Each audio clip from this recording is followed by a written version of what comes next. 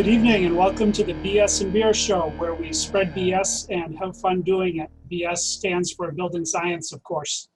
My name is Mike Maines. I'm a residential designer in Maine. Tonight I am drinking a Rising Tide Zephyr India Pale Ale. Nice and hoppy, local, good company, good beer.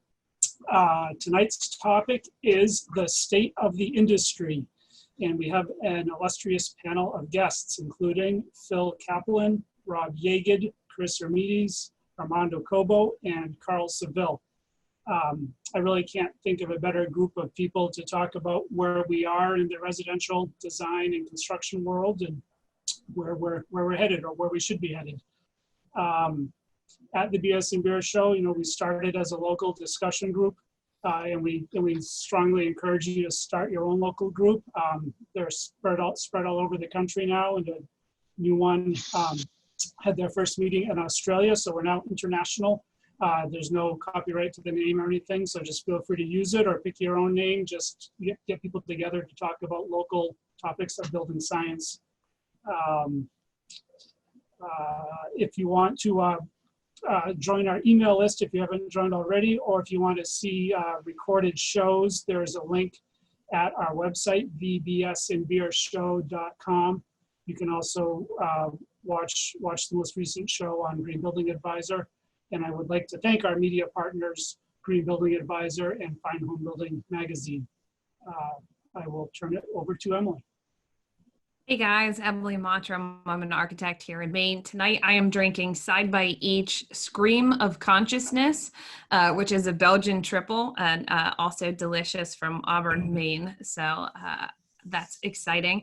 Tonight I get to be Brian, so hopefully I won't screw this up. But I want to first shout out for the book club. So we started a BS and Beer book club. If you haven't seen that already, you can pop over to the bsandbeershow.com. This time we're reading The New Carbon Architecture by Bruce King. We'll have him on in a couple months when this quarter is over. So quick read, because I know we're all busy. So you can get more information on that over at the bsandbeershow.com. If you're new to the show, we take all of our comments in the chat box. So feel free to comment in the chat box. We'll try to answer your questions as they later in the panel discussion. We're actually going to do it a little bit different this week. So when Brian introduces each guest, since we have 5 guests on tonight, they're going to talk about their impressions of the state of the industry, and then we'll get to a discussion a little bit later on. If you can only see me right now while I'm talking, there's a little box, should be in the top right-hand corner of your screen, and you can change that to the Brady Bunch and see everybody at the same time by changing to gallery view. And if you have any questions, throw them in the chat box. Make sure that you click all panelists and all guests so that you can, or all panelists and all attendees so that everybody can see your questions along there. Or if you have a specific question or technical issue, feel free to write it in the chat box and we'll help you out. So with that, I am going to turn it over to Travis. Yeah, I usually start the show off with a little bit of a toast to get things going. And I usually try to make it kind of funny, or if nothing else, funny at my expense, because I'm not a great orator. But in this case, I feel like the state of the industry is a pretty serious thing right now. Not just because the state of the world at large, but I do feel like we're sort of at a tipping point, and I'm sure these fine gentlemen will continue along that line, or maybe they'll prove me wrong, which happens an awful lot on this show. But with that in mind, I wanted to take the toast seriously tonight. I'm going to go ahead and raise my Rio Lento, which is a Mexican-style lager with a little lime juice, before I say some really, really American stuff. This is actually Abraham Lincoln in 1862. He said, "The dogmas of the quiet past are inadequate to the stormy present. The occasion is piled high with difficulty, and we must rise with the occasion. As our case is new, so we must think anew and act anew. We must disenthrall ourselves, and then we shall save our country." That's pretty lofty, but I think you guys got this. Cheers.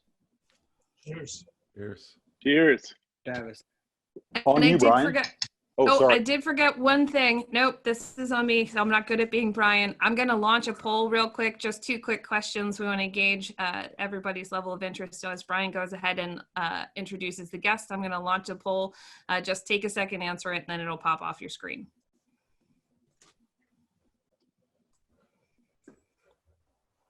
All right. Hey, everyone. I'm Brian Pontalillo from Fine Home Building and Green Building Advisor.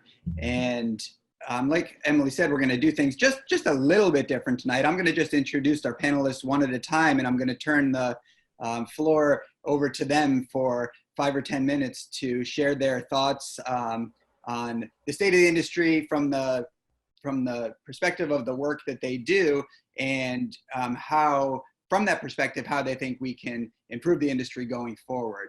And so maybe after each of the panelists speaks a little bit, we might follow up with a question or two, but we're going to keep it moving along, get through all of the panelists, and then we can get to a discussion and take attendee questions. So I have my bios here of all our esteemed panelists, and I think I'm just going to take it in the order of how I have them on paper here. So we're going to start off with Carl Seville.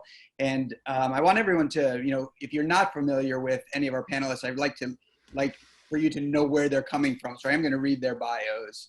So Carl is from the Atlanta area.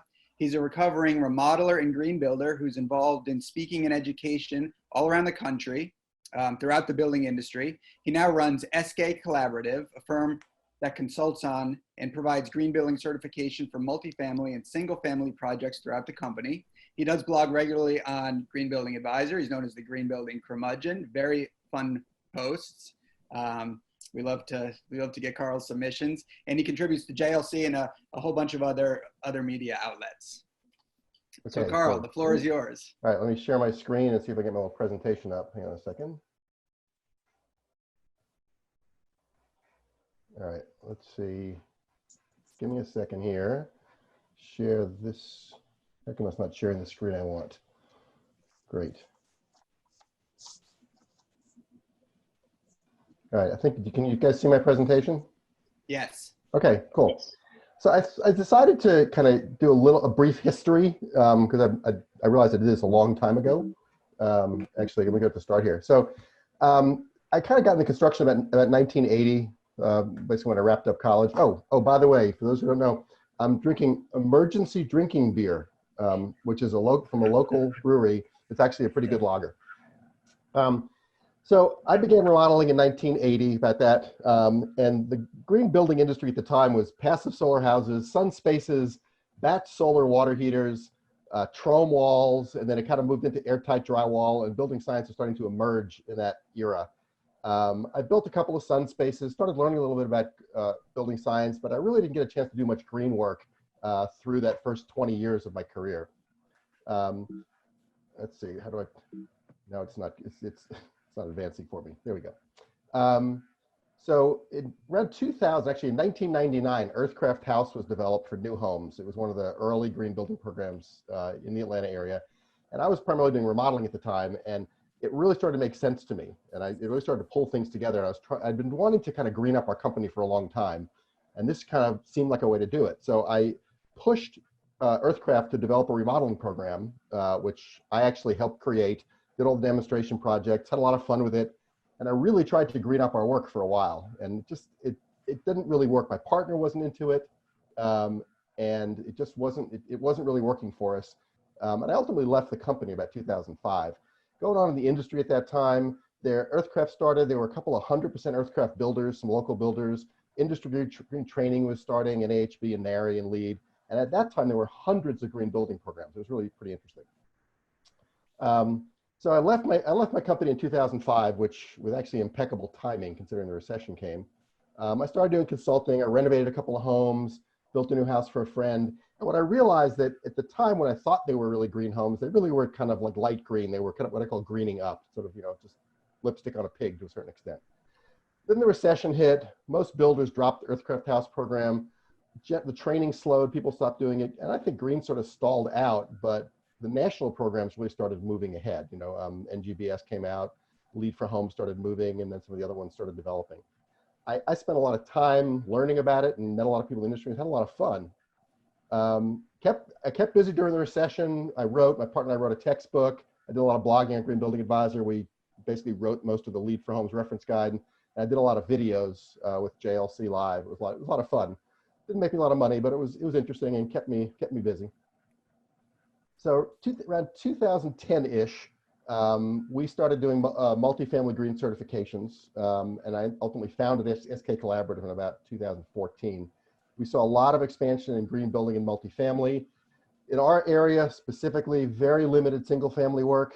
And what I found interesting is the local programs really started to fade. I think we're down to very few local programs, and it's pretty much all the national programs. The bulk of it's the national programs going on. 2015 to 2020, we started growing. Multifamily really started expanding. A lot of incentives that basically made it work. In some cases, corporate policy. They got low-income housing tax credits, HUD incentives, Fannie and Freddie incentives. In my case, we still had limited single-family work. We do some, but it's a fairly small portion of our business. We expanded geographically, and it's still mostly light green work. I mean, this house here was the HGTV Green Home giveaway that was a LEED Silver or LEED Gold home, and it really wasn't anything special. You know, it wasn't really thought out. And I think the real key is that so very few projects actually use sort of an integrated design process. Everything that came to me was pretty much designed to say, here, make it green. And things have not changed a lot. Just some multifamily affordable stuff we've done, the rehabs, things of that sort. Very cool project. It's an off-the-grid project in St. Thomas. It's actually quite interesting. And some other stuff. So basically, I realized at that point that the only way for me to work on a really high-performance project was to develop it myself. So I ended up getting remarried, and I needed a house. So I basically put together what I consider my last construction project, my personal home. It's like I didn't read about the pretty good house until after this, but it's sort of a pretty good house. I covered the whole thing on GBA. It ended up being very high performance. This 14 EUI actually exceeds most passive house in actual performance. And it's working out great. You know, it's pretty much the only truly green from the start project I've done. And since I'm pretty sick of construction, I don't think I'll do another one. It's like, so the next point. So the state of green building, in my view, it's like, the frustrating thing to me is construction is so much of a commodity. People are buying on price. There's rarely enough in the budget for adequate supervision. I see constant problems with the subcontractor model. Project managers and superintendents are overworked. They can't inspect the trades. They don't have enough knowledge or time to know if the work is done properly. My theory, I have sort of an overarching theory of green building is that base level green building is just competence. It's basically just designing right, specifying right, and building right. What I find that our work is mostly quality assurance. We're inspecting to make sure projects meet a certain level of certification. I feel like we have an impact based on modest improvements over a huge number of buildings. You know, we work on tens of thousands of units. I'd love to work on some really high performance projects, but those opportunities don't come up very often. I've had some interest in our multifamily clients improving the performance of their projects, but they pretty much move ahead with standard plans without digging in and looking for better solutions. I would love to see people really invest time and money up front into some new designs that would really take advantage of integrated design that they could move forward, but I've yet to see that happen. So sort of my state is limited interest from owners and builders in my markets. Multifamily does a fair amount of it with financing incentives, tax credits, and some corporate policy, but still it's mostly base level. And it's primarily affordable housing, and affordable housing actually is some of the best performance housing out there. As well, we're seeing some interest in healthy housing. And that's it for me. So I'll get back to Zoom. And do I release my screen or does somebody else take it from me? Oh, stop share. There we go. Stop share. Okay, I'm done. You're muted, Brian. You're muted, Brian. For people who are listening who aren't maybe familiar with the term you used a couple of times, can you explain what integrated design is and why it's so important? Yeah, integrated design is basically bringing all the people together from the beginning. Early in the design phase, you have the architects, the builders, the mechanical engineers, the owner, you have everybody involved. And basically you plan a project in such a way that everybody has input, everybody has impact. And you ultimately, if you do it right, you come out with a very high performance project, hopefully for a reasonable cost. You know, the industry tends to be design, bid, build. So the architect finishes it, hands it off to the next person. Then the contractor has to figure out how to build it and how to build it high performance. And they're fighting for pricing, value engineering stuff, and then, you know, whatever gets left out is a change order that somebody makes money on. Carl, you also mentioned EUI.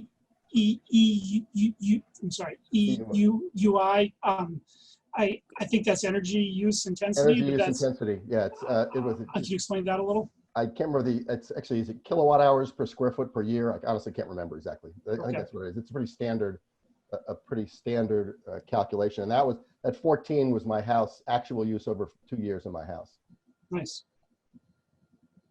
Nice. I like your description of a base level green building is basic competence. That seems about right these days. Just not doing a crappy job. Right.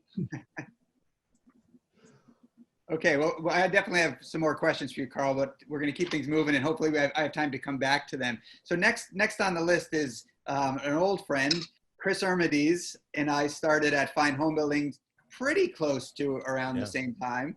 And you know, Chris came, that was Chris's first job in media covering home building, but he had lots of experience at that point as a builder. He's from upstate New York right now, and currently he is an editor and producer of pro-level content for This Old House. In between Fine Home Building and This Old House, he's worked at JLC, Tools of the Trade, and a whole bunch of other places. And Chris is one of those guys, whether he's banging nails or making a video, he's just a super talented guy. So appreciate with that, that, Brian. Chris, the floor is yours. Thanks for the kind words, Brian. I appreciate it. It's good to see you guys. And I'm very honored to be amongst all you guys here. I'm not drinking any beer though. I'm drinking bourbon. It's a local bourbon, and it's Adirondack straight bourbon from Springbrook. I don't know if you can see that, but it's actually, the distillery is pretty close to me. And I'm not drinking it out of the bottle. I'm drinking it out of a glass. So that's it. To frame my my thoughts a little more, I just want to give a bit more background. So I started in the industry, like 20 some odd years ago. I worked at a local hardware store all through high school and college, and got the bug for construction and residential contracting then. I spent some time working in the summers and throughout college at various, as carpenters, helpers here and there. And then I left and I went and became a teacher, and I was a teacher for 4 years, and that didn't work out so well. I hated it, and I left, and I ended up going back into the trades and working more consistently full time. I've also worked with Clayton DeCorn a great deal at JLC. I worked with him also at the U.S. Department of Energy. We worked on a big weatherization assistance program project there. And as Brian said, a Fine Home Building. And I spent some time as a project manager for a small custom home builder here in upstate, very high-end work. And that I absolutely hated. For me, it was a lot of babysitting subs and stuff like that just didn't fit well for my personality. So I left and thankfully got an opportunity to work at Tools of the Trade. And as a former editor of Tools of the Trade, I can't not talk about tools. So I'm going to just start my state of the industry there. And I'm going to share my screen here. So I don't have any PowerPoint presentation. I'm just going to click through a bunch of websites that I have open. And so there's the first tool I ever owned. It was 9.6 volt cordless Bosch. And the thing that's happened, it's been really amazing in the industry, is the technology, both in materials and products, and also specifically in tools. And what I find really fascinating, and what kind of blew my mind, having been just dived into it pretty deeply as an editor of tool content, was the amount of development work that's going on with tool manufacturers. and the way it's changed our job sites. And specifically, Tim Mueller, my good buddy Tim Mueller, if you guys don't follow him on Instagram, Awesome Framers, he wrote an article for us a few years ago on the completely cordless job site. And he's actually, since then, I think there's some updates to it. But Tim chronicles in here sort of his development into just a fully cordless outfitting his whole site with cordless tools, and how efficient it is, and also most importantly perhaps how safe it is. So there's no, less cords to trip over, less OSHA hazards, all that sort of thing. So they've made our job sites more convenient and safer, and then also with the advent of with the new OSHA standards for dust extraction from concrete, we have better ways of protecting ourselves when we're working with concrete dust and silica. So, the battery technology compared to this and similar things has just, it's gone through the roof, and we've not even reached the end yet. And here's a great example of sort of the state of things now. I mean, you've got cordless table saws, cordless miter saws, all of those things. And now Milwaukee is the first into this era of very large tools, 14-inch cutoff saws, breakers, core drill, all cordless.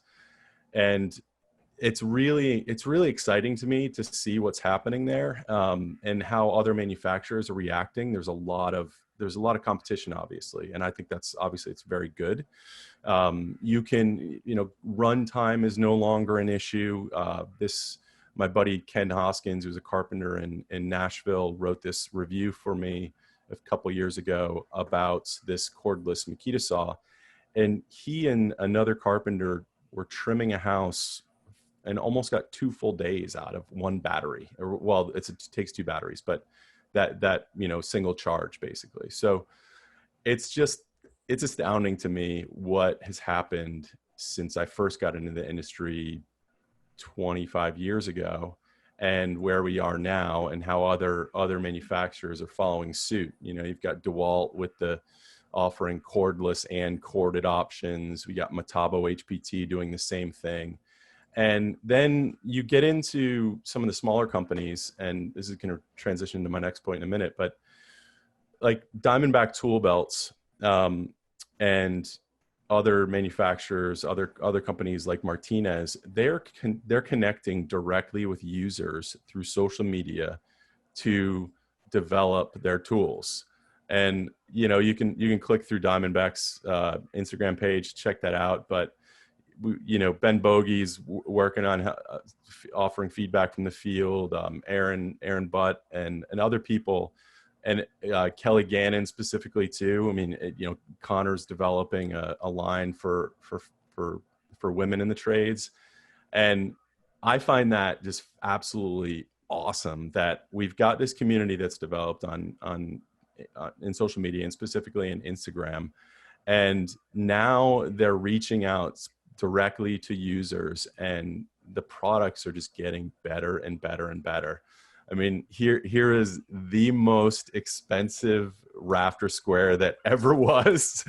But the cool thing about it is Mark developed this straight from user feedback. I mean, his followers helped him develop this tool. And that's super exciting to me. And that point transitions into my next observation and big takeaway thing that I find just really cool about our industry now is community and education. I'm going to talk a lot about Instagram because it's a place where I spend a fair amount of time connecting with people. When I first started in the trades, we had this old house started in 1979. You could tune in your TV every week and find out what's happening on job sites around the country, well, specifically in New England.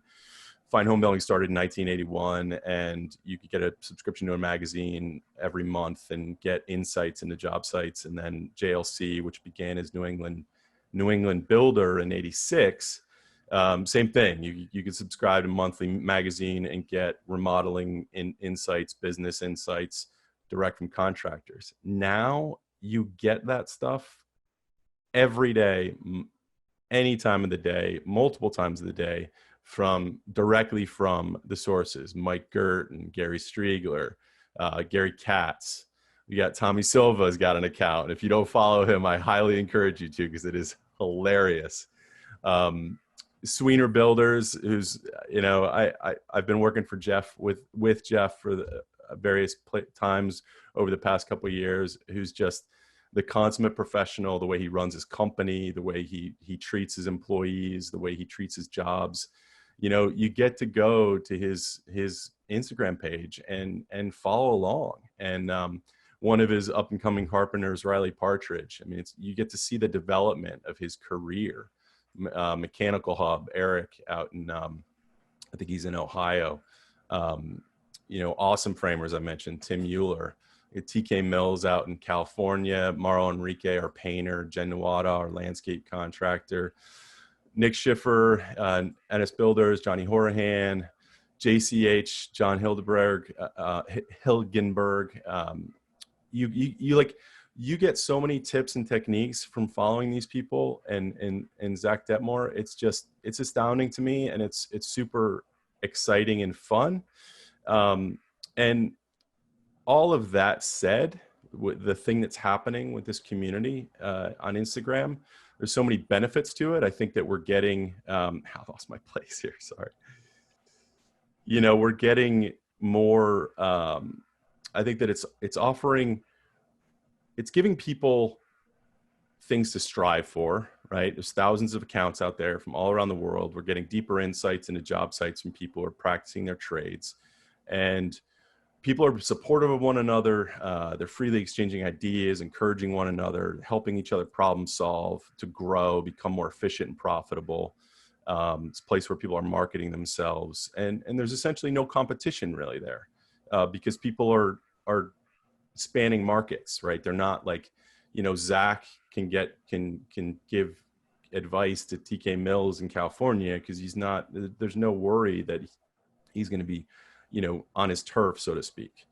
So there are so many upsides to what's happening, I think, in our industry's community, specifically, in Instagram, but there are some downsides too. And I think the downsides relate to undue pressure to younger people in the trades to buy these fancy tools, to buy the Martinez Square or the Hammer, or, get the latest Diamondback tool belt, and, when they're making $15 an hour. And I think that there's that happening, and there's also unrealistic expectations that are happening that I think that we as a community, within these accounts, I think we forget that there are people who are just starting out, who are following us, and who are looking for mentorship and guidance. And I think sometimes they're getting the wrong message from what's happening. And on top of that, I don't think we're doing enough to harness the power that's there, that we have, to improve the skilled trades gap, which I think, obviously, I know we all are aware of it. It's the thing that I think is one of our biggest hurdles. And before I dive into that, Brian, am I good on time? You got a couple more minutes. Couple more minutes. All right. So my deep dive into the industry began when I was 29. I left teaching and I went to work for an old friend of mine, Troy Miller, who never went to college. I was 29, he was 29. He owned several pieces of property at the time. He had flipped houses. He had a brand new truck. And on my first day of working for him, we were digging a foundation for his house, which was going to be 5,000 square feet. And he was paying me $15 an hour. We worked 50 hours a week. I worked side jobs and at night because I had no health insurance or benefits. And Troy graduated from high school, but he didn't go to college. In fact, he went to, he signed up for college, pulled in on his first day of class, sat there with the truck idling, and then thought for a minute and turned around and left. And he flipped the college off in his rearview mirror and accelerated on the gas pedal and never looked back. And now he has 30 real estate agents working for him and multiple businesses. So college wasn't right for Troy, but it was right for me. And as I've been reflecting about all this stuff to prepare for today, I've been wondering if there were a path in his company for me then, if I'd be in a different place. And I don't regret where I am at all. I'm grateful for all the time and all the experiences I've had and the places I've worked and the people I've gotten to work with, like Brian and Rob. But, it struck me that there isn't a clear path in a lot of places, and particularly in the smaller construction companies, which are the norm. I think it's 50% of the companies in our country are 2 employees or less, and then I think it jumps up to 20 employees or less soon after that. So, there's an issue with the skilled trades gap. I think it's a complex issue, and people are forced to consider college, but when trades would be a better alternative for them. And I think that obviously we need to do a better job at offering pathways forward in that field. And one of the things that I think we need to do is we need to keep, it's hard to keep people. There's not a lot of incentive. Silva Brothers offers 401k packages, vacation time. Sweener Builders offers various compensation packages depending on experience, and everyone gets profit sharing. But though their companies, I think, are not the norm. And I think that part of the way forward for us as an industry is to make that more the norm. Jeff's got 50 employees or so, I think, at Sweener Builders, and he has people who've been working for him for a very long time, and they're going to ride out their careers probably, at the helm. Just to wrap real quick, one of the things that we're doing at this old house is related to that, is the Gen Next initiative. So we're bringing apprentices onto our job sites, through Jeff's job sites, through Charlie Silva's job sites, and also all our subs, some of our subs. And we're trying to raise awareness through our viewers, and through our reach. We've raised money for Micro Works, and we've highlighted Project Jumpstart, the NARI program, some of these other programs throughout our episodes, and we'll continue to do that. And I think I'm running out of time, so I'm just going to wrap that up. So that's kind of that's where I am right now with that. Thanks, Chris. That was excellent. And I have one question for you about social media. Yep. How do I go ahead? I'm listening. I'm trying to figure out how to get the screen back. Top of your screen, it should say stop sharing, little red button. Oh yeah, there it is. Nice. Thanks. So I don't pay nearly enough attention to all the talented and smart people that are posting on social media and that you just mentioned. But I do pay attention to a few of them, and I tend to pay attention to people like Tim, like Mike Gurdon, like Travis and Mike Maines and Emily, people who I know that I can trust their information. Mm-hmm. Is there a risk, like when you look beyond these people that we know from this tight community, is there a risk of running into bad information on social media? It's a great question. I know, we've talked about that in the past, just in terms of YouTube. And I think that the community weeds those people out. I think that for the most part, you can tell when you start to follow, if you pay attention to somebody, I think you can tell whether they're offering good information or not. And then I think people tend to call it out, and it's hard to get away with it, I think, there. So, people post things all the time, some bad, ripping, close-ups of running your finger close to the table saw blade, and, just like really bad bad practices, and people jump all over that. So I think in some ways it's self-policing. Yeah. Awesome. So. All right. Well, you gave us a good segue to our next panelist. Rob Yagid is also an old friend of mine who was also at Fine Home Building around the time that I started and Chris started, just a little bit after us, I think. Rob, and like Chris, Rob's been around building for most of his life. He's his father's a builder, and when Rob finished college, he was pounding nails for a little while before he got hired at Fine Home Building. So similar background to Chris. At Fine Home Building, Rob just really took the ball and ran with it, and launched some of the coolest stuff that we've done in the past couple of decades, including the Houses Awards and the Pro Home Series.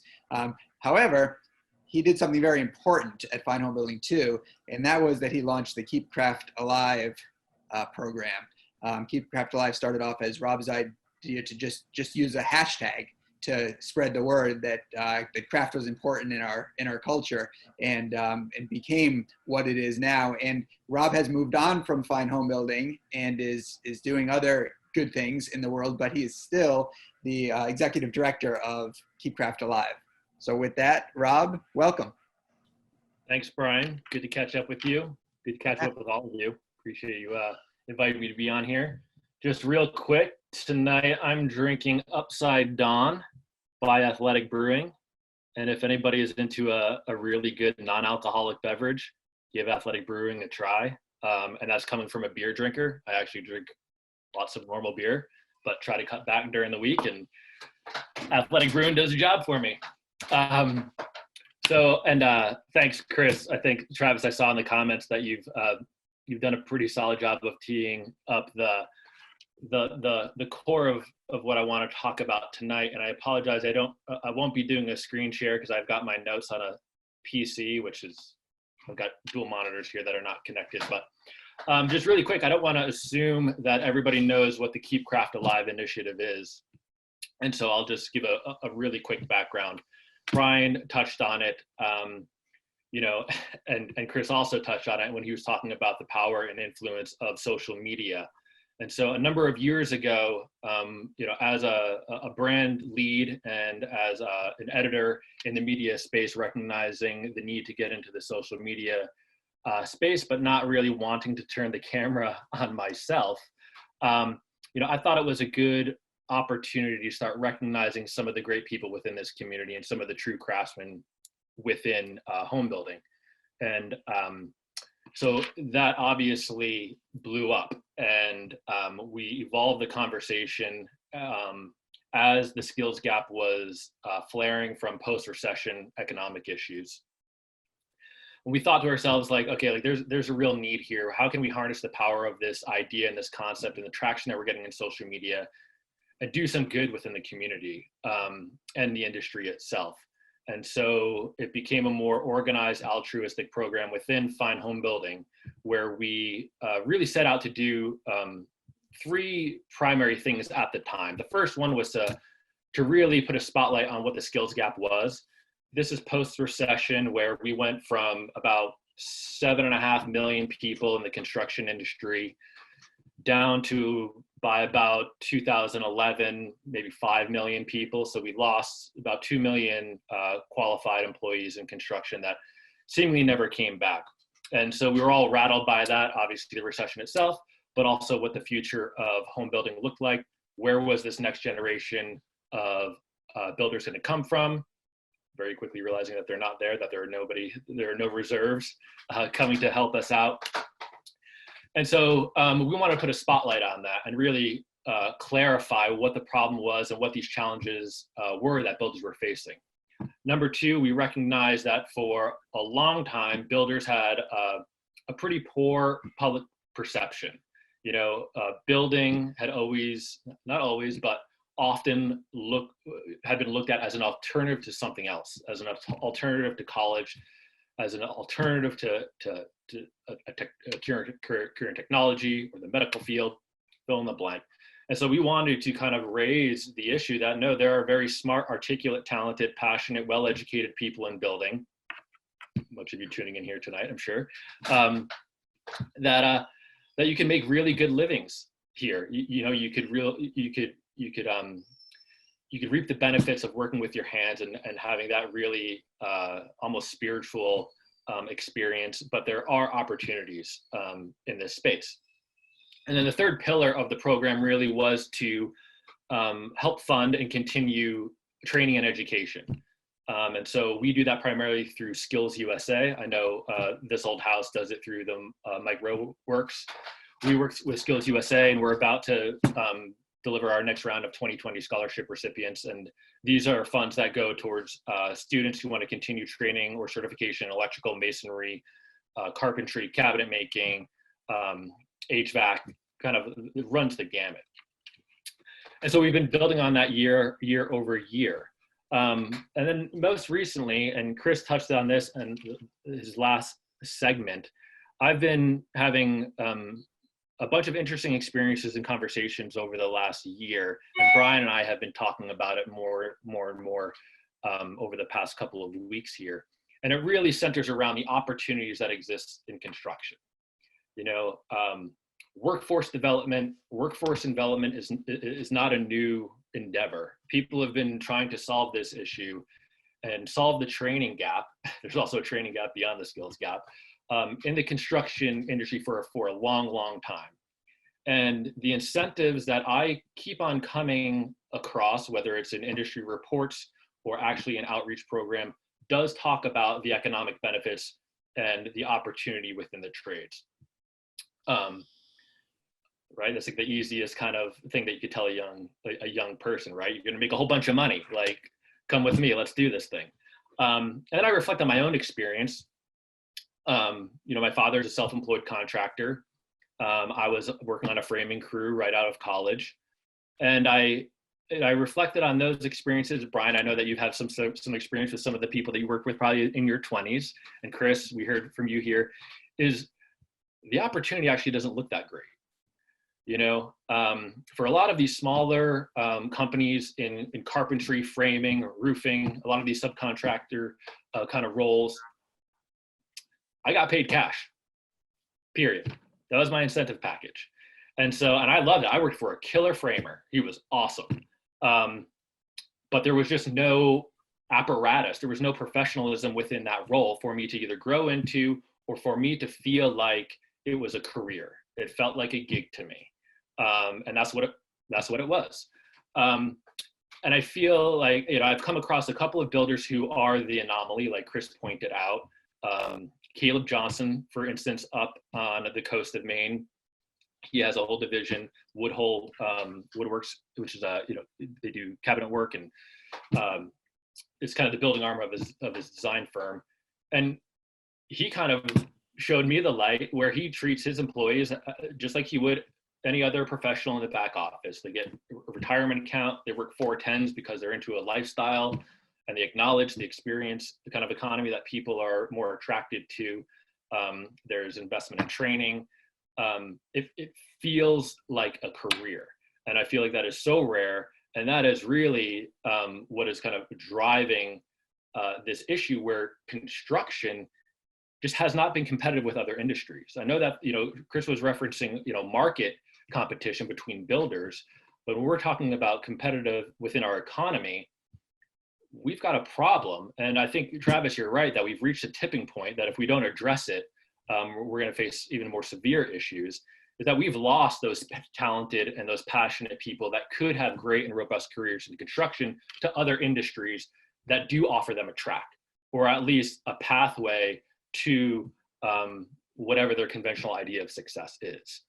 Within home building and within the experiences that I've seen, success relies on you owning your own business. And that's a problem. And so that's really where I think, Brian and I are having these conversations now where, I'd like to pivot a bit and be inclusive of this conversation and highlight other builders within this industry who have figured out how to make it work. I hate to bring up this name now because I didn't ask for permission, but I've been having some really great dialogue with Paul Elgenkamp of Bigmeister Design Build in Massachusetts. And he he gave me this great quote that I'll just read here. He says, sometimes it seems that in our industry, there's not so much a shortage of good workers as a shortage of good employers. A lot of the problem, I think, has to do with the low barrier to entry. It doesn't require much to start a contracting company. That offers great opportunities, but it also creates problems.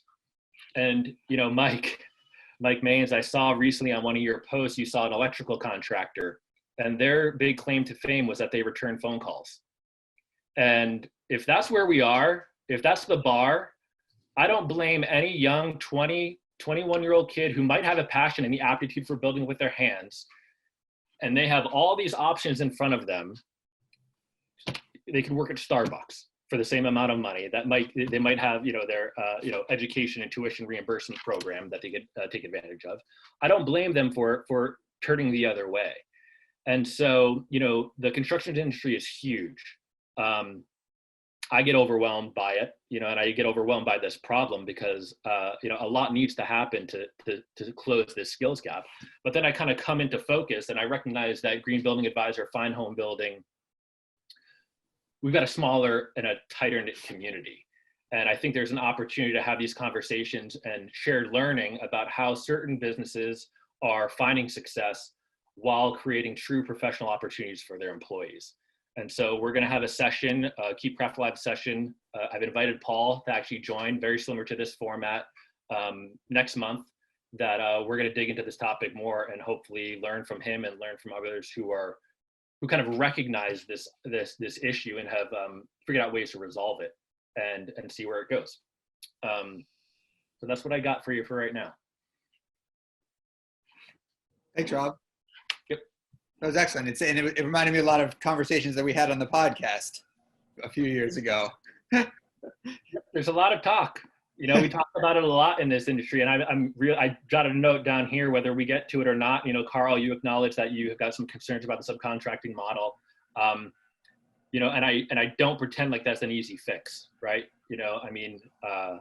It's a scrappy industry, especially if you're self-employed or you're looking to hire 1 or 2 employees to figure out that apparatus, how to make that work and make those professional opportunities available to the next generation. I'm not pretending like that it's easy, but there are people doing it.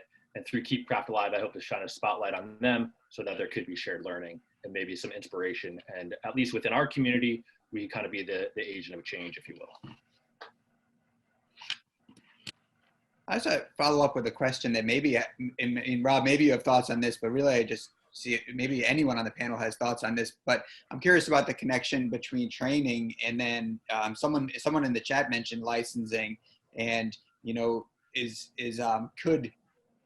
if we had better training and if we had more, what's the role, I guess, with that training, what's the role of more consistent, and legitimate licensing for builders and subtrades? I mean, I know some states do better than others, but do you all see that as a problem or not a problem, a potential solution?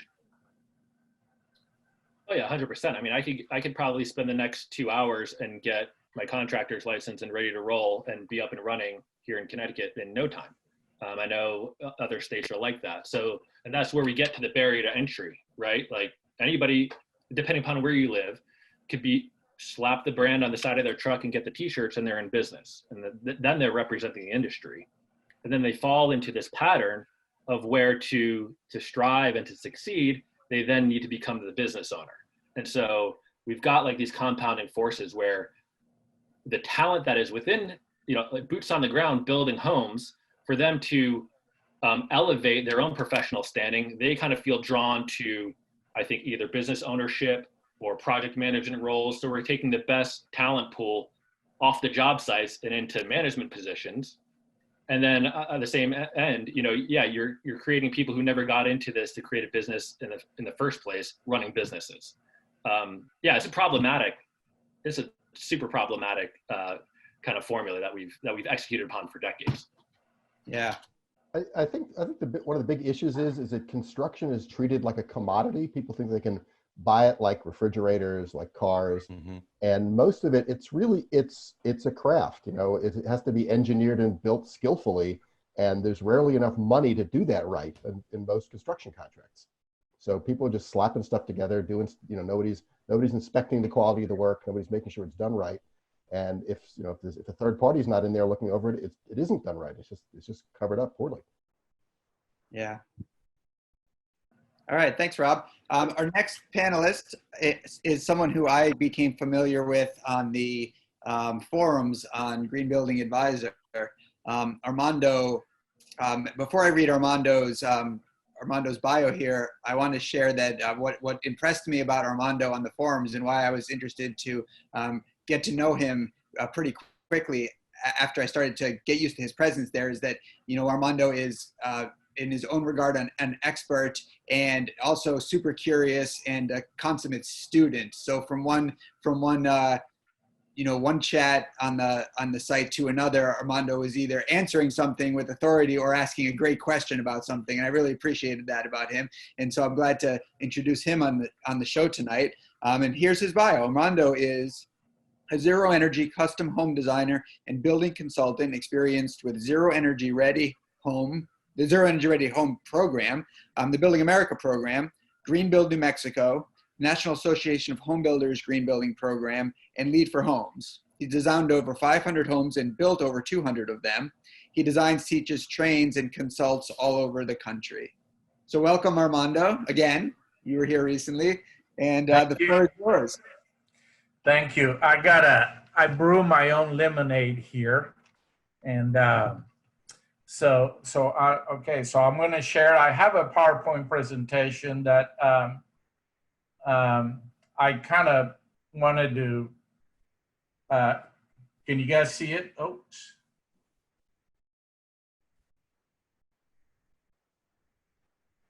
There you go. Okay, so I actually had the song to the presentation, but Brian told me that it wouldn't work somehow. So you guys can imagine just the song about that. But so what I'm doing here is I'm looking at the good, the bad, and the ugly of what I see in our industry. I'm probably one of the biggest critics of ourselves, and the problems that we have in our industry, they come from ourselves, not from exterior forces, or at least that's my point of view. So the good that I see happening is that building science became a cool thing. Green building too. Green building programs from the government point of view, from Lead for Home, from the USGBC, NHB, local programs. And then you got the Passive House and the Living Challenge, which I think they're great programs. They cost a lot of money, but I look at them like a Formula One racing team. You know, nobody can drive those cars, nobody can afford them, but at the end of the day, we're happy with the technology they help us with. Verifying and rating services became a thing in our industry, and I think that is good. A lot of innovation with good products, good systems, good renewables, a lot of jobs. So there's a lot of things that did happen. Education, of course, you know, back 25, 30 years ago, I didn't used to go to conventions, and all of a sudden I got hooked, and there's plenty of them. There's plenty of trade shows. There's a lot of, since Al Gore invented the internet, I think we have a lot of good free information. There's a lot of good webinars. And of course, Google and YouTube. If you don't use Google and YouTube once a day, you're living under a rock as far as I'm concerned. There's a lot of good free education. Building Science Corporation, you got the Building America Solution Center, Fine Home Building, GBA, the Zero Energy Project, the Rocky Mountain Institute, Green Building Media, the Insurance Institute for Building and Home Safety, and APA, amongst many others. I think codes and the standards have become better. Incentives and tax credits are, you know, helping the industry some way. And there are a few good men and women that have become really good builders. Then I go to the bad. So you get a lot of greenwashing, you get building programs. NHB split personality for me is frustrating because I think they have one of the best education programs in the country, especially for their membership, but yet they don't make it mandatory. They don't require the membership to have minimum education, and that, to me, that's frustrating. So there are weak requirements and levels for a lot of green programs, and some of the programs are about points. The verifying and rating services, a lot of verifiers, they just pass the builders. And that's unfortunately. So innovation, I think there's a lot of unrealistic claims. I think that we also build houses in the South, and you all know that I'm always complaining that we don't get a lot of information about Southern climates. And so, but hey, you know, there's few houses being built down here. I think education, as I've said, is the weakest link for our industry. The codes, inspectors and inspections, I know that in some markets is pretty shaky. Some of the stuff that are allowed to be built is questionable, and it just really makes you scratch your head. I'm one of those that believes that performance and the alternative code are ways to cheat for a lot of builders. I think that it would be better for the industry if we just had, you know, a recipe to build houses. And I know that that's controversial because some people, you know, but like here in Texas, a lot of people think that using condition in an attic with 3 inches of open cell foam is good because they're going to do performance code. So I just think that's cheating at the end of the day. The incentives and tax credits, of course, they are expiring in many places. And so I think we need to fix that. And I know a lot of that stuff, it plays to dirty politics. I mean, I got a big taste of it when I was working in New Mexico, developing the tax credits for energy efficient homes or the water conservation codes or the whatever. Same thing in Colorado and in Arizona. So it's, you know, and here in Texas, we just got shut down real quick by the governor's office, you know, when we tried to do incentives and tax credits here in Texas, because they said, you know, we're a gas industry state. So you guys don't mean nothing to us. And I think a lot of this creates unfair competition between the bad builders and the builders that are trying to do the right thing. And of course, you got the ugly stuff. And you guys touched about, you know, many places don't have license requirement. They don't have any education requirement. A lot of builders use the green building programs as a marketing gimmick, and it's about show me the money. Verifying and rating services. I mean, I've talked to a few raters and they just tell me, Armando, at the end of the day, we got to feed our family. Okay. So who watches the fox? Innovation, of course, you know, a lot of it is just lipstick on a pig. And one of the guys that I used to work for, he used to say that at some point I needed to learn to separate the fly shit and the pepper. And so, excuse my French, but that, you know, you have to learn what is right, what is not, what is true and what is not. And then as far as codes, I think that the no code and old code municipalities, I wonder who the building officials they're protecting. And something I learned from Joe Stiebrick 25 years ago, and he said, physics and chemistry always trumps codes. And that never went away from me. And so to me, that always told me I had to do the right thing regardless. And then of course, there's a lot of cheap undercode homes that are allowed to happen.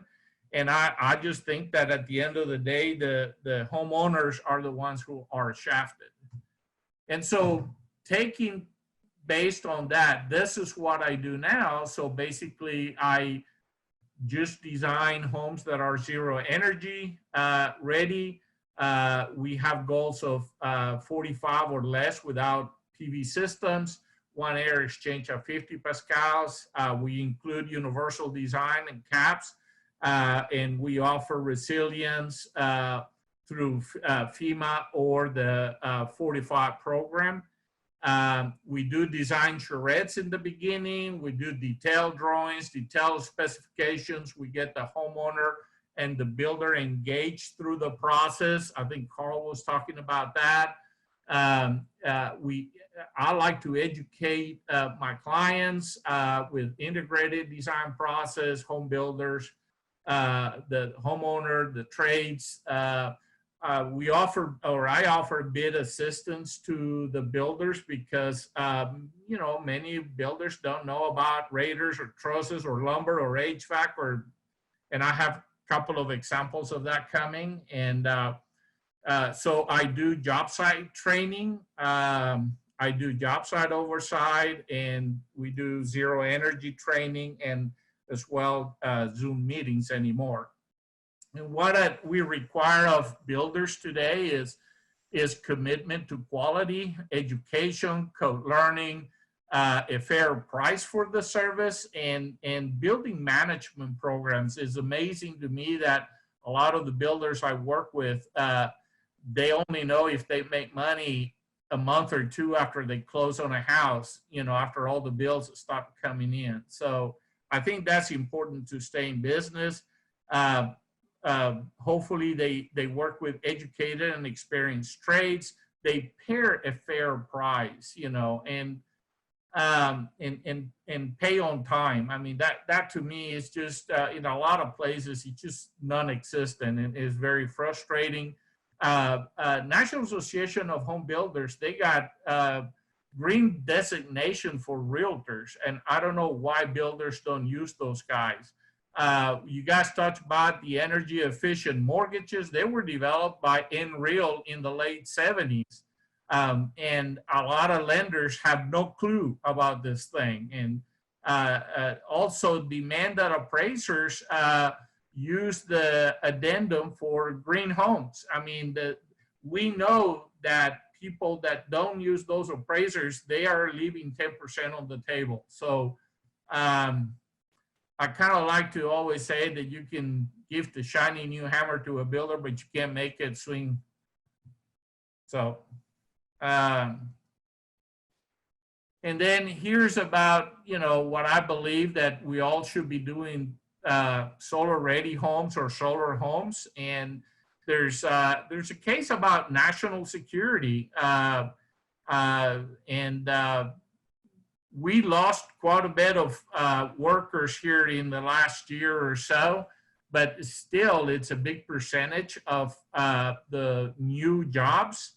And then at least here in Texas, I mean, they pay pretty good wages for this industry. And I like to kind of tell my clients and the builders where they're at in their code, you know, because we're going to design their house way up here.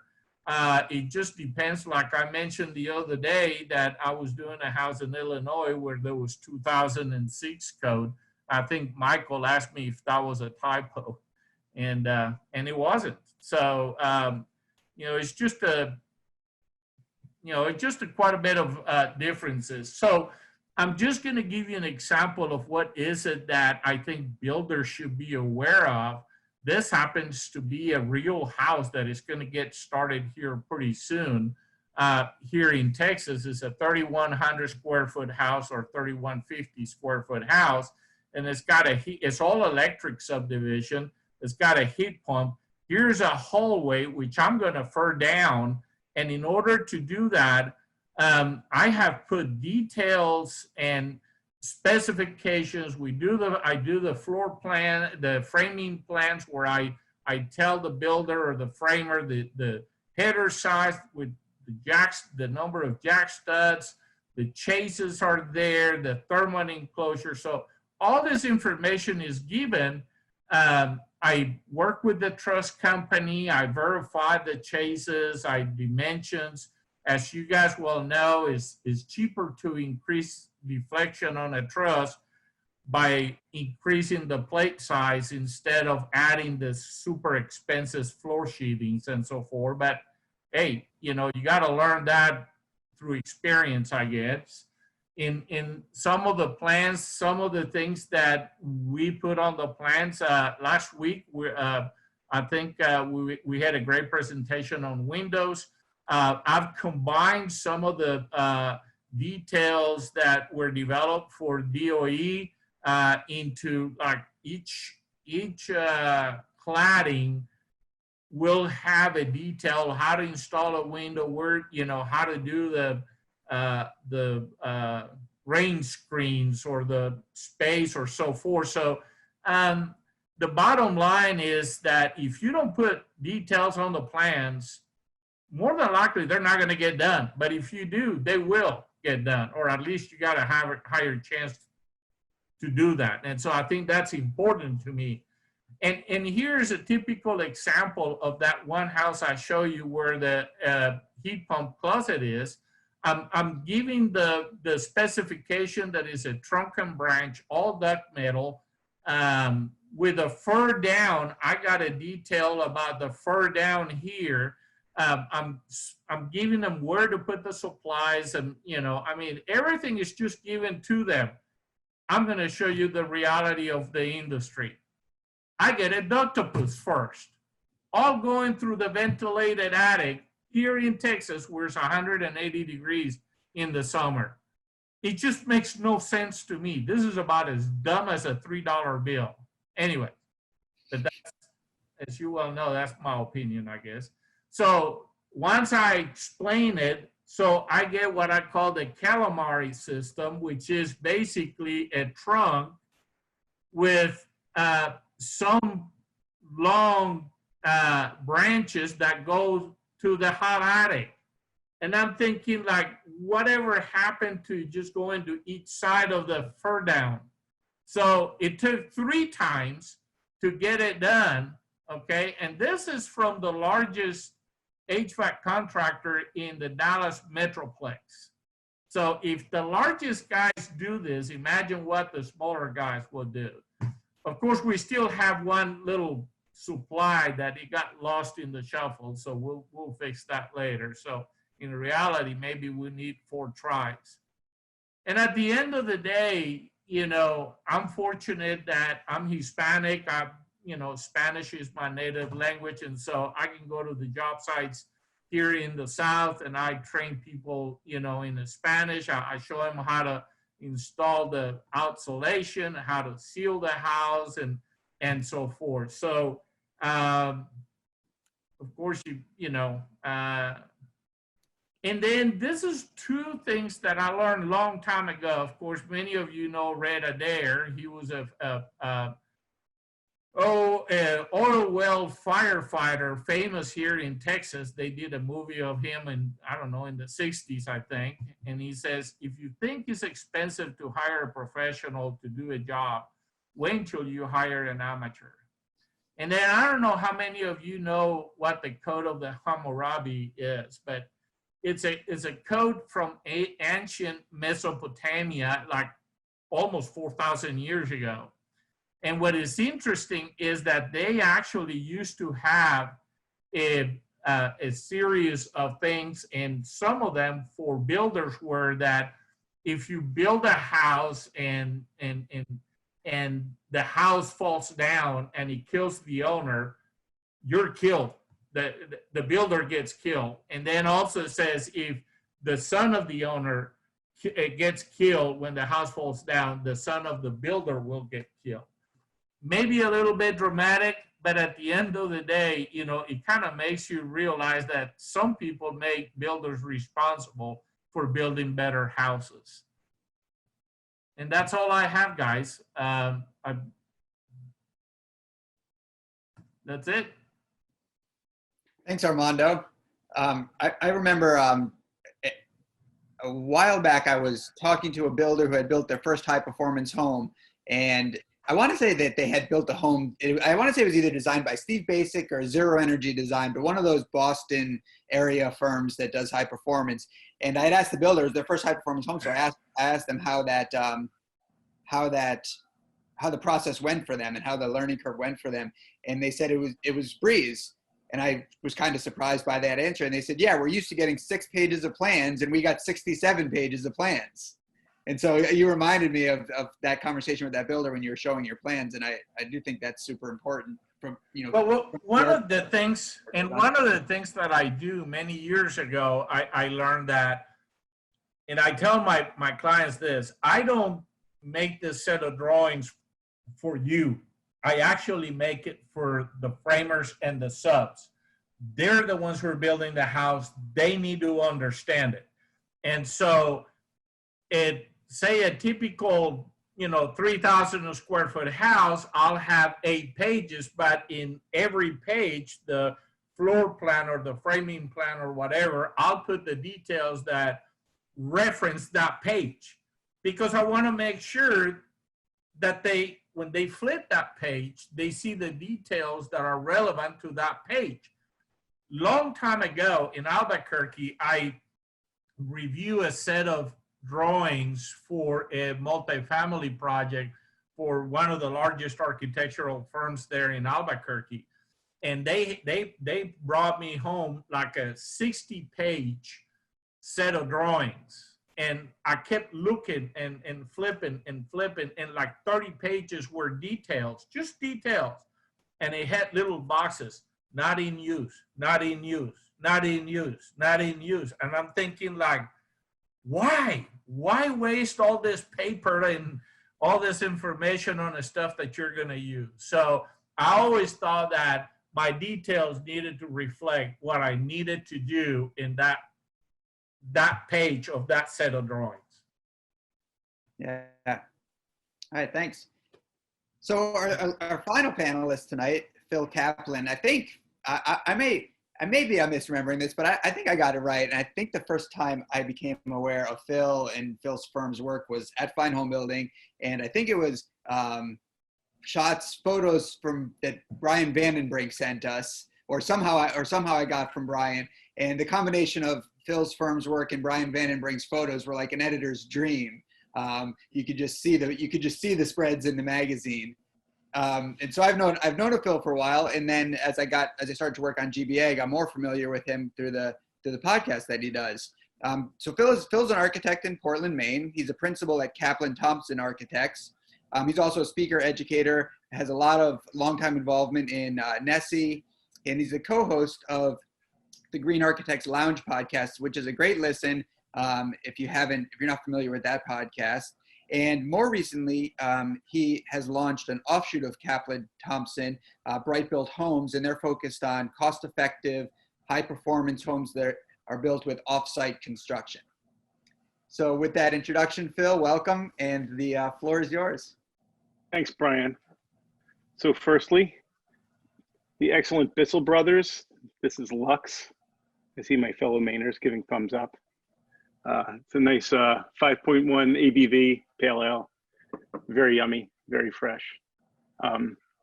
Anyway, so let me share my screen here. State of the industry. We can think it's thriving from our perspective. We're weirdly have never been busier. Can folks see that? And I think people are stuck in their homes. They're looking around and they're finally spending some time really considering, hey, this is not the place I really want to be, or now's my opportunity to do something about it.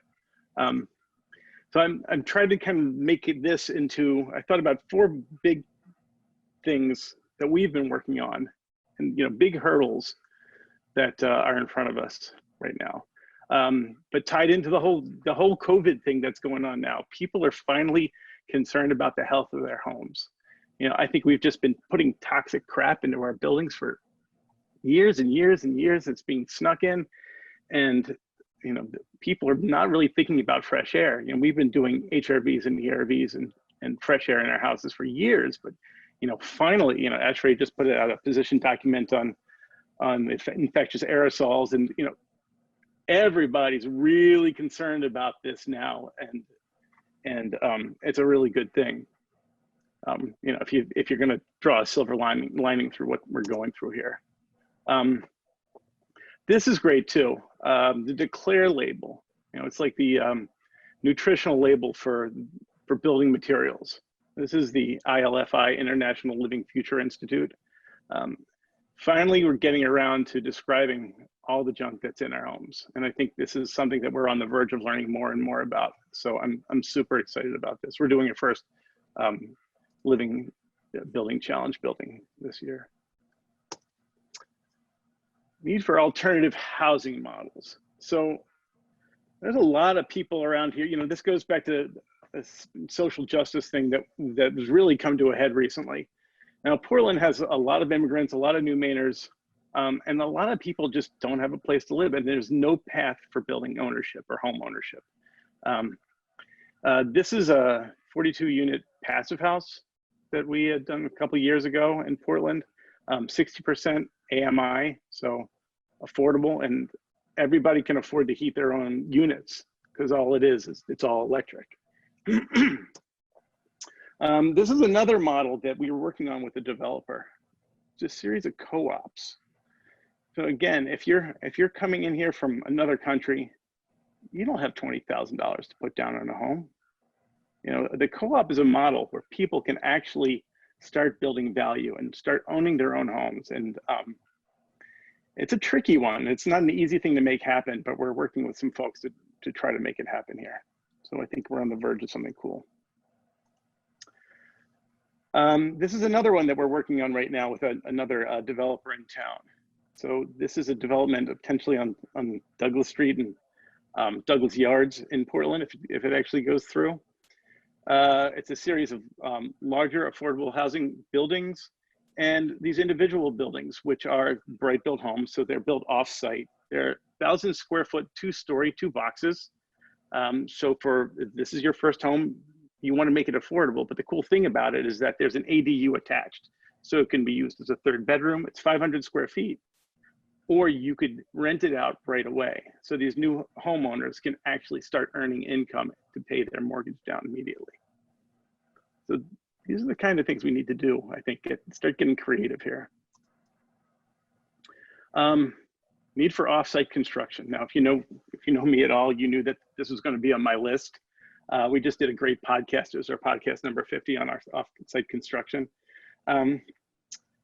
But the first time I had touched this was back in 2008. This was our very first net zero home, and we worked with Bensonwood, and it was panelized, and it was a really cool experience. And at that time, I remember talking to Ted Benson, thinking, "Hey, we could make something out of this. This is kind of the future, don't you think?" Well, here we are, 12 years later, and it's still taking a long time to get going. But we were committed to it. We kind of jumped in right after the first recession and created a business based around offsite construction with the goal that it could be affordable and built quickly. Now, one of the reasons that you need to build quickly, we're feeling, is that, it's tied into the last thing I had on the list, that there's a lot of people who need homes and don't have them. Pair that with climate change and increasing codes and our current building stock just going down into the pits. It's getting worse and worse. So we're gonna need to replace our homes quickly. And the offsite building industry is a really strong way to do it. So with Bright Built Home, I think we're gonna get through our 100th home constructed in the last 5 years by the end of 2020. So we're really proud of that. Everything that we've done since 2008 has been net zero ready. Same thing with Bright Built. The final thing on my list, and Emily, I was really glad that you pulled out the new carbon architecture, Bruce King. That just flipped me out when I read that book. I just thought it was fantastic. And hopefully people are seeing this more and more. And my revelation was that net zero is just not good enough. It's just not going to get us there in time. So if you can take a look at this graph that I have up, you see that diagonal line? That essentially represents operational emissions. So if we go to net zero in 2020, that's kind of awesome, but we're not really making a huge impact. It's year after year is when it actually builds. So not until 2030 is operational going to meet embodied carbon. So if you don't know embodied carbon, essentially it's the energy needed to harvest or manufacture or transport the building materials to the site. So that's, and day one, the building already has 100% of its embodied carbon stuck in that building. And that stays with the building all the way with us. So we got to get on this now. Now, the good thing is that a lot of us in the residential building industry, particularly in high performance, we're already doing okay, right? We're building mostly wood houses, and wood is what we want to do. You know, if you can stay away from foams, a lot of us are just using cellulose now. That's great. So the key is reduce concrete, reduce steel, and you know, do net zero too. That's me being brief. I'd love to have a conversation with you guys now. Phil, you were brief. We appreciate it. I have one question for you from your presentation, and then I'll let some of my co-hosts jump in. But I'm curious about the two models that you brought up that seem like the goal is to aid in getting people into homes. The co-op model and you know, the model with the ADU. And do those kinds of models, as opposed to just, you know, individual single family homes, lend themselves in any way also to, you know, to better building, high performance building, low carbon building? Is there any benefit? Absolutely. Yeah, well, the ones we're proposing, the co-op buildings are going to be passive house. They're passive house construction. The bright builds are not quite passive house. They could be, but they're more the pretty good house version of it. So absolutely, you know, the goal is that there's no energy cost to these folks coming in. So they're not burdened by these, you know, their energy costs. So that's the goal. Awesome. So we took up most of the time with presentations. Maybe we'll go a few minutes. Maybe we can go a few minutes long tonight. But before I jump in with just a few audience questions, I wanted to see if any of my co-hosts had anything that they wanted to ask.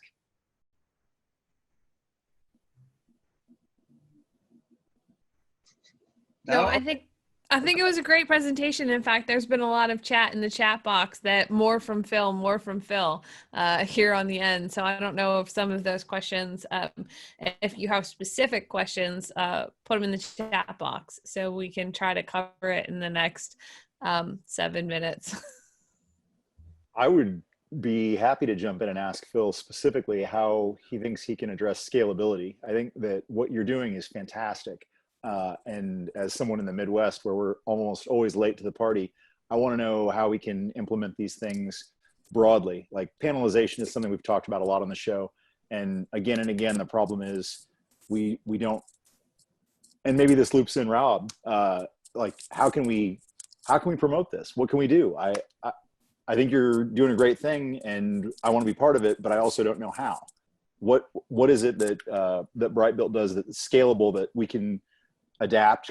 Can you just go ahead and go nationwide for us and simplify that for me, or yeah, well, what can we do? You know, it's a really good question. You know, it turns out like we've thought about scalability from day one, just when we started with the barn, and we've gone very methodically and carefully expanding. You know, right now we're doing a handful of things in the Midwest. You know, we've the Baltimore, DC, Virginia region. You know, the key is finding manufacturers who are excited and willing to do this, which most are now. I mean, when I first did the Brightbuilt barn in 2008, you know, we used to get a fight when we wanted to do double stud walls or thicker insulation. But now even the modular manufacturers are like, bring it on. You know, I think a lot of them are motivated by money and thinking an opportunity, but whatever, you know. The interesting thing is that, so we've worked with 4 different, right now we've got 4 or 5 different modular manufacturers that we're working with. That hasn't been the issue. The issue has been finding builders in different parts of the country who we can trust to work with modular. And modular is it's a tricky beast, and it's a little bit of a dysfunctional industry, to be really frank. And we used to think, boy, it'd be really good to have builders who knew modular and we could teach them high performance, but it turns out it's the other way around. It's the high performance guys who really need to learn modular. It's much easier. It probably doesn't surprise you, Travis, but it's possible, and we're working on it. And more folks who are interested, contact me, because we're looking for builders all over the place, honestly. Yeah, I probably have a different opinion than Phil, because I've been a builder, and I've been on the development and also on the real estate side, and now pretty much all is just design. But at the end of the day, builders have to have a reasonable cost and also availability of labor. And I don't know what's the labor pool that you guys have up north, but down here, it comes and go, and a lot of it depending on immigration laws. I'm not trying to be, funny or anything, but that's a reality of our industry down in the South. And so you have to, I've tried building houses with ICF, I've tried building with SIPs, I've tried building, with panelized and all that. And it just seems like you end up having to hire specialized labor. And when you start hiring a specialized labor, prices go up, or at least down here in our markets. I mean, I used to build in Kansas, and it was just impossible to try to build anything new or high performance there. I mean, I'm talking about over 22 years ago, Travis. You think you have it hard now. Think about 22 years or 24 years ago, okay? It was like pulling teeth, And so at the end of the day, I feel like my job as the designer of the house is to give my clients the best solution for what they want on their house at an economical price. So we tried 2x6, 24 on center, cellulose insulation, 1 inch of rigid foam down here, 2 inches in, New Mexico and Colorado and whatever, depending on the climate zone. But at the end of the day, I need to find a system that just about anybody can do instead of doing a specialized systems. Yeah, Armando, I just want to follow up on that. What you're talking about is a perfect example for somebody who wants to build lots of buildings, go through an integrated design process and come up with systems that will work. But the industry is to me, so backwards and so unwilling to try anything new that it's just not happening very much. It's limited where those things are happening. And I think the opportunity is there if somebody's willing to take it on, but I just haven't seen anybody willing to do it. Well, but I look at it, if, let's just say, for example, if money is no object and I was doing my own house, I'd probably do it with ICF. But at the end of the day, I have to hire specialized labor. And all the ICF companies tell you that the cost increases about 5%. It's not. I've never talked to a builder that built an ICF house for less than 15% increase. And so at the end of the day, if ICF was so great, more people would be doing it. If SIPs was so great, more people would be doing it. If panelized or whatever it is, it was so great, more people would be doing it. And I think at the end of the day, most people, I do mostly custom homes, and they're all 5,000 to 10, and above square feet. So, I want to try something just to see if we could get, I even tried to do a couple of years ago, tried to do a sealed crawl space with reverse brickledge to put the trusses in there and have no step on the house because it's universal design. And the homeowner had to pay $90,000 to get this crawl space done because we couldn't find anybody here in Dallas to do that. Only one guy volunteered to do that. He charged 90 grand, and I had to teach him how to do that crawl space. That's the reality. And so I feel like sometimes we in the architectural field, in the design field, we live in la la land, you know, creating this, I don't know, trophy houses instead of focusing in reality. And I mean, you can go to my website and look at some of the houses that I've done. I mean, they look really nice, some of them, and I also happen to have the ugliest house in the United States, but that's what the client wanted. But reality has to set in, you know, and most people, I don't care if they're building a $5 million house, they still have a budget. I know that they want to spend $50,000 on a stove, on a range with the red knobs, but then they don't want to spend $2,000 on a makeup air, right? Isn't that reality?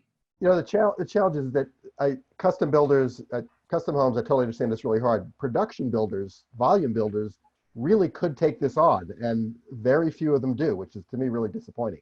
I mean, these are big companies that have lots of smart people working there, and they could find efficiencies and build high performance, and I'm convinced they could do it at no increase in cost. They just don't.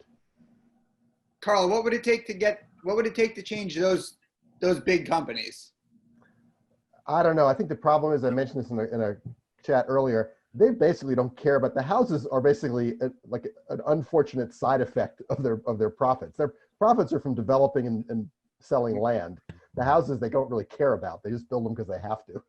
I think you hit the nail on the head right there. They just don't care. Why change if what's working works? They're selling them. They're making money. There's no point in changing. So codes, really? So the only what could change what they build are the building codes. Theoretically, but you know, code enforcement is challenging. I mean, it's adopting it. Yeah, I thought I was going to be the only one saying that.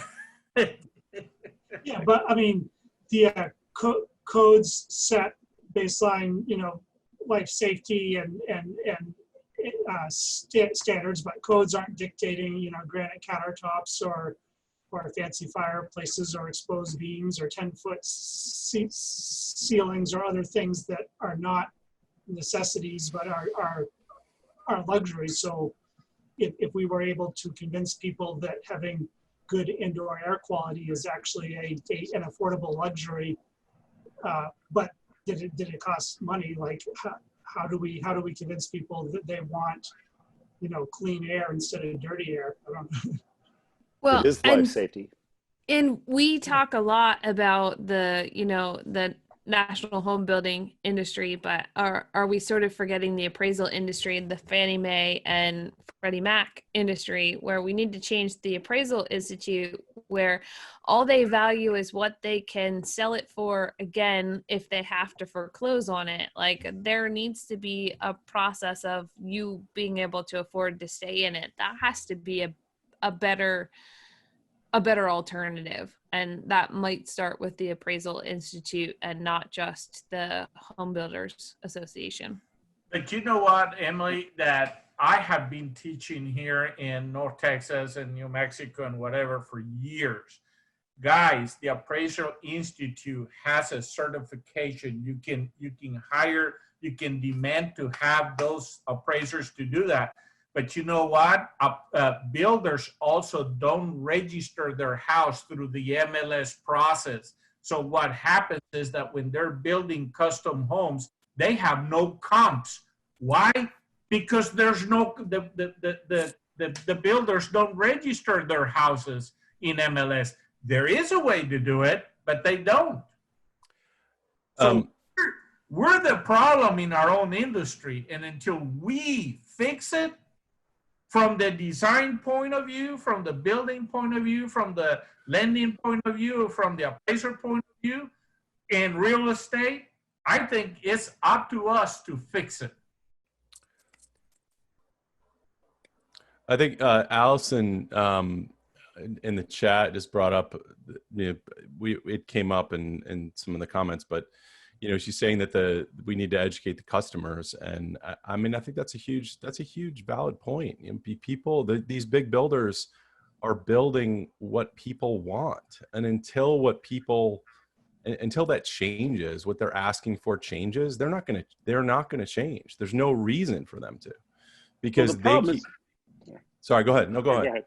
I mean, finished.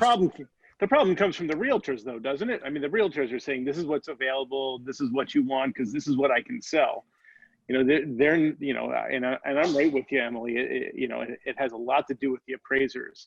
That's where it starts. A lot of people aren't educated. They just don't know what's out there. And the guys churning out the sales are the ones who are really in charge of this right now. It's very unfortunate.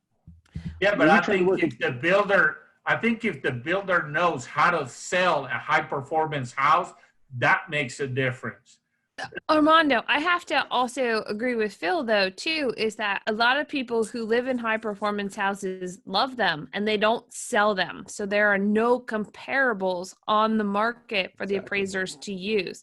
And that's a big issue in our industry. And one of the things as a HERS industry, that I've been trying to push is like, let's put an index in the MLS. Let's have something that's comparable, because if they don't sell them, and people stay in them, they don't show up as comparable. So the market says we want 2,500 square feet, or we want X, Y, and Z, because that's what continues to sell. But maybe they're selling it because after living in it for 5 years, they don't really like it. It doesn't really meet their needs. And the people who are living in these high performance houses, people who are living in passive houses, they don't sell them, because they're so comfortable, they're so healthy, they love it, they stay in it. And so there's this disconnect between what we're building and what people really love and what we're selling. And what people are saying is, hey, this is what we're selling in the industry. We had green certification and HERS index in the Georgia MLS 20 years ago, and it never caught on. Yeah. We still can't figure out how to put that number in, because I will have to tell you that it's a barrier to sales. Anything that stops a sale, anything that stops a sale or slows it down is a barrier to a sale. And that's a problem in our real estate industry, I think. Well, I have to repeat myself. Houses are a commodity. You know, people buy them like refrigerators, and they need to be built better, and people need to appreciate what they cost to build right. You know, sell them like iPhones instead of refrigerators. Then they'll pay for that high architects, designers, builders, they actually have a secret that many of you don't know. And it's one of these things, okay? And most of them don't even know what that looks like, okay? And unfortunately, they depend on a guy that has learned to do it 30, 40 years ago, and he thinks it still is the same way to do it, okay? And so at the end of the day, that's where I keep saying, it starts with us as the design community, whether it's an architect or a designer, but at the end of the day, the builder has to follow up, the real estate has to follow up, the appraiser has to follow up, the lender has to follow up. You know, the chicken or the egg. I guess there's 5 chickens in here and 5 eggs. Which one goes first? I don't know, Armando. I mean, you know, a good builder can build one great home or a handful of great homes at a time. You know, I think it has to come from above. I think policies need to change and codes need to change dramatically.